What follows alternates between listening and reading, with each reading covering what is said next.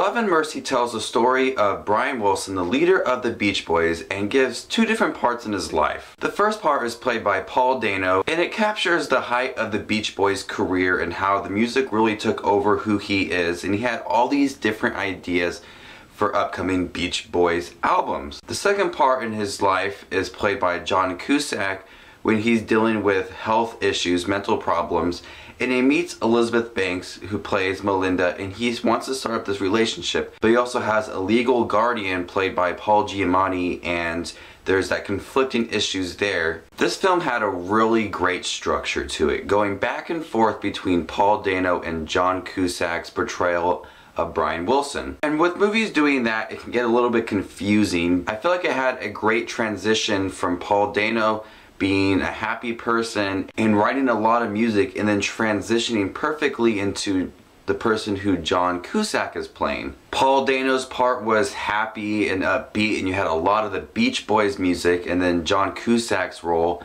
was very heartbreaking and depressing. I was invested more in the performances by Cusack because he gave an amazing performance, nothing like I've seen Cusack ever do before. It was very heartbreaking to see this performance and saddened me, and it was depressing at times to watch this because the performance given by Cusack, you really care about the person Brian Wilson.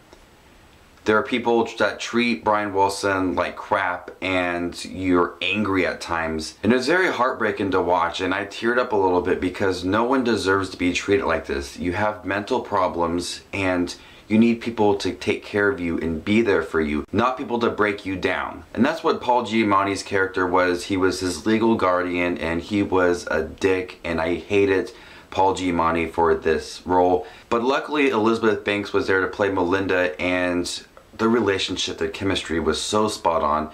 She was so sweet and tender and understanding of Brian Wilson. She wanted to be there for him and help him get better. Paul Dano did a great job too, starting off being this happy, chippy person, but then transitioned perfectly into who Cusack was. The parts when Paul Dano was playing Brian Wilson, it really felt like a documentary, behind the scenes music video, and it was filmed beautifully like it was in the 60s, but it just felt like a documentary and nothing really to latch onto. But with Cusack playing Brian Wilson, I latched onto those scenes. I was invested, and those are the scenes I wanted to see the most. There was a good balance going back and forth between the two, but I just really wanted to see Cusack because that's the one I was invested in and cared about the most. So Love and Mercy, I loved the good balance. I loved Cusack in this role. It was really heartbreaking.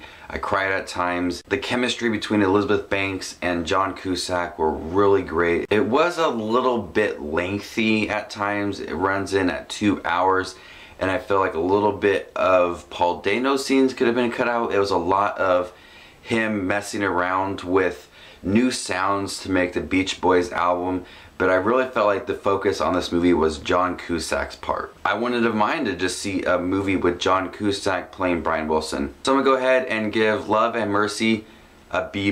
This is Justin Watching Movies with his review of Love and Mercy, which stars Paul Dano and Cusack as Brian Wilson, the leader of the Beach Boys, and also stars Elizabeth Banks and Paul Giamatti. So remember to give this video a thumbs up and subscribe to Justin Watches Movies for more upcoming movie reviews, and I'll see you guys later. Bye.